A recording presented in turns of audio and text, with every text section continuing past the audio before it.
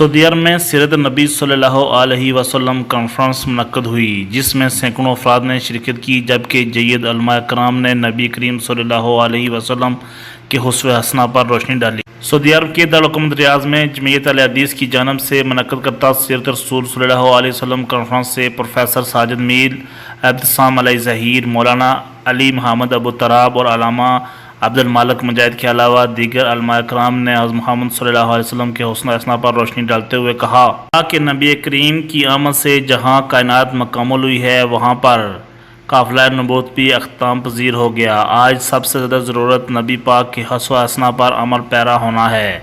اگر ہم نے رسول صلی اللہ علیہ وسلم کی تعمیرات کو مشغل راہ نہ بنایا تو رسوائی ہمارا مقدر ہوگی۔ کانفرنس میں نظامت کے فرائض فیصل علوی نے احسن طریقے سے ادا کیے، جبکہ تقریب کے آخر میں جمعیت اہل حدیث کے اہم افراد کو شیلڈ بھی تقسیم کی گئی۔ الیاس رحیم، کے نیوز، الریاض، سعودی عربیہ۔